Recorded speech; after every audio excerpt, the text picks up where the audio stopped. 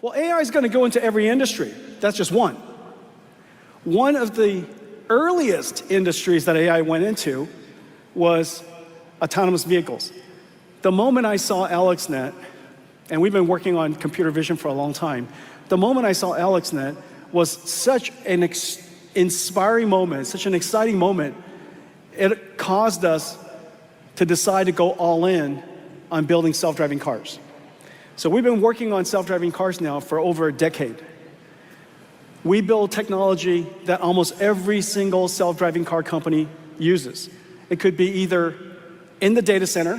For example, Tesla uses lots of NVIDIA GPUs in the data center. It could be in the data center or the car. Waymo and Wave uses NVIDIA computers in data centers as well as the car. It could be just in the car. It's very rare, but sometimes it's just in the car. Or they use all of our software in addition.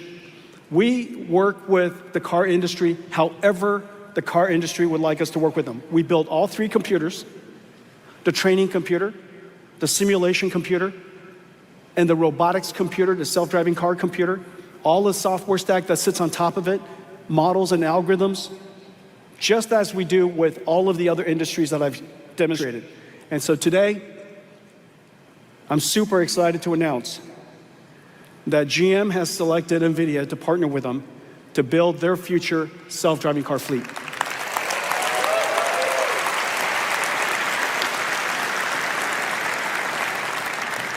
The time for autonomous vehicles has arrived, and we're looking forward to building with GM AI in all three areas. AI for manufacturing, so they can revolutionize the way they manufacture. AI for enterprise, so they can revolutionize the way they work, design cars and simulate cars, and then also AI for in the car. So AI infrastructure for GM, partnering with GM, and building with GM their AI. So I'm super excited about that. One of the areas that I'm deeply proud of, and it rarely gets any attention, is safety, automotive safety. It's called halos. In our company, it's called halos. Safety requires technology from silicon to systems, the system software, the algorithms, the methodologies, everything from diversity to ensuring diversity, monitoring and transparency, explainability. All of these different philosophies have to be deeply ingrained into every single part of how you develop the system and the software. We're the first company in the world, I believe, to have every line of code safety assessed. 7 million lines of code safety assessed. Our chip, our system software, and our algorithms are safety assessed by third parties that crawl through every line of code to ensure that it is designed to ensure diversity, transparency, and explainability. We also have filed over 1,000 patents, and during this GTC, and I really encourage you to do so, is to go spend time in the Halos workshop so that you could see all of the different things that comes together to ensure that cars of the future are going to be safe as well as autonomous. Jensen Huang, Nvidia's CEO, recently just shook the stock market with some groundbreaking news involving one of the most influential players in the industry, Elon Musk. Jensen challenged Elon Musk's throne for autonomous vehicles in the most unexpected way possible. Can Tesla and Elon Musk face the Nvidia challenge and come out on top? How did Jensen Huang challenge Elon Musk in the first place? So many questions, and only one way to answer. Welcome back, everyone, to Investocracy. CEO Jensen Huang delivering a 2-hour address today at the AI conference this afternoon. He announced a new GM partnership and gave release timelines for the company's Blackwell Ultra and Vera Rubin chips. But shares of the AI darling fell 3.5% during the session, now down nearly 25% from their record. Our Christina Partsinevelos is at the event in San Jose. She's got all the headlines. Christina. Well, the theme of this unscripted keynote for 2 hours was really about maintaining dominance in the face of increasing competition. Jensen Huang reiterating data centers are still $1 trillion market cap by 2028. They're getting closer and closer to it, but that's a number we've heard before. As for the products, you briefly mentioned it, Melissa, but we got the expected Blackwell Ultra for this year, Vera Rubin for 2026, Vera Rubin Ultra for the back half of 2027. What you need to know is Jensen's fulfilling his promise of new chips every year. A question, though, still top of mind is, will the demand follow? Jensen Huang reassuring the crowd that next generation AI will need 100 times more compute than older models. So think of it as him telling the audience, our customers will still need our chips for years to come. But with large language models like DeepSeek using less advanced computing hardware, concerns still linger on the magnitude of that demand. Other announcements, new photonic switches to connect GPUs, inferencing software, a partnership you mentioned with GM to make autonomous vehicles, negatively possibly affecting Mobileye, which fell today, a new quantum computing office, the first customizable humanoid robot, which can reason. But those are revenue streams that should really have a minimal impact just over the next 5 years or so. This speech was highly technical, as Jensen Huang detailed projects already previewed, many of them already previewed just over the last year or so. So I guess the big takeaway was no major surprises, clearly catering to a technical audience rather than investors, which may explain why the stock didn't really jump on all of these announcements, Melissa. In the world of stocks and self-driving vehicles, change is the only constant.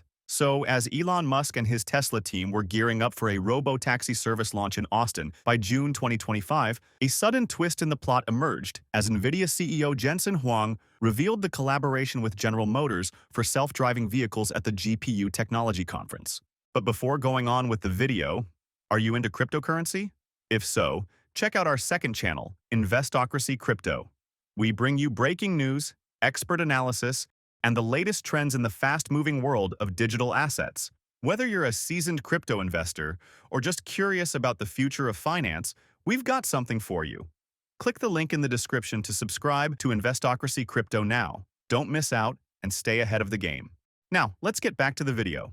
That has emerged since DeepSeek, and that is, are the hyperscalers really going to change? Has there been any sort of change at all in terms of expectation for the need for compute power, which he did address in that 2-hour keynote? Yeah, he did, but he addressed that same line in an interview on CNBC around earnings time as well. And to your point, the Q&A with the press will be in the evening tomorrow, so you may not see as much of a stock reaction throughout the day. But be rest assured, I'll be there, there'll be others, and we will grill him with questions. All right, Christina, thank you. Christina Parts-Nevelis. Down 3.5%. I guess they didn't answer that question. They did not answer that question in 2 hours. This is not granted for investors. This is not a meeting for investors. But still, that is what has been dogging the stock. Not a meeting for investors, but every investor is focused on the meeting. So it is a meeting for investors, and I think you're right. Look, Rubin looks like it's a second half 26 story. I think market probably knew that, number one. Margins didn't come up. Robotics, multi-trillion-dollar industry potentially. So he said all the things about the future and that are exciting, but, I don't think anything that's been concerning investors or traders, I don't think any of those concerns were assuaged. And I continue to think that, they might talk about a reacceleration of margins in the second half. I just don't see it happening. So this move actually makes sense to me. And this was not a scripted speech, my understanding. So this is a kind of a free-flowing dynamic. And to the extent that you could have just gotten a little bit more into where the new use cases, in other words, moving away from data centers, moving into, there's talk about collaboration with GM on AI, et cetera, et cetera. So the $1 trillion addressable market isn't really new. I think if you look at the stock, from that Jan 7th, at least recent high, it's been making lower lows. So, we're going to talk about some of the other big mega cap tech stocks, but there's nothing on the charts that tell you that this company is in a safe spot. And semis, continue to look like they're vulnerable. Is Tim playing hurt here, guy? Tesla, once a front-runner, now faces a tough market with declining sales and increased competition. With Huang emphasizing the evolution of AI into physical AI or robotics, the rise of autonomous vehicles is no longer a dream but a fierce reality, as Nvidia and General Motors race at the forefront of this tech revolution. But before going any further, if you made it this far into the video, thank you. These videos take a lot of effort and time to make, so if you enjoyed them, please hit the like button and subscribe to the channel. This goes a long way in helping us grow. That said, back to the video. Just be clear here, right? So if this happened a year ago, whatever he said here, with those throngs of people there who were really excited, the stock probably would have been up 5%. We were looking through the options market. The implied move between today, this morning, and Friday's close was about 6% in either direction. Just think about that, okay? So when you think about what's going on here, the expectations, I didn't think they were going to be particularly high. The company just reported a few weeks ago. They obviously didn't say any real big news for this sort of event, and they probably knew that. The one thing I'll just say, there's like lots of headlines. When Guy talks about margins not going up in the second half of this year, the information has an article out this morning that Amazon Web Services, they're offering their own chip to cloud customers, same performance as the H100 from Nvidia, but at 25% of the price. This is how any other semi company who's coming into the space, they're going to compete on price, especially if they have the same performance as the last gen sort of chips. So to me, listen, the story's great, okay? They're expected to grow earnings and sales this year, 50%, trades at 25 times. Next year, it's supposed to grow 25%, expected, trades at 20 times. So if you're a valuation person and you believe what they're saying, then the stock is cheap here. But if you think that the fever's broken all around, if you think that the economy is going to get weaker, if you think their major customers are going to pull back in their capex at some point or diversify away from a single source, then the story is not that attractive right here. So it doesn't really matter what Jensen Huang. The partnership between Nvidia and General Motors signals a new chapter in the self-driving vehicle industry, posing both challenges and opportunities for investors. But what do you think? Share your thoughts. Finally, if you would like to know what companies like Nvidia have been up to these past few days, go ahead and click on the next video on your screen. See you there.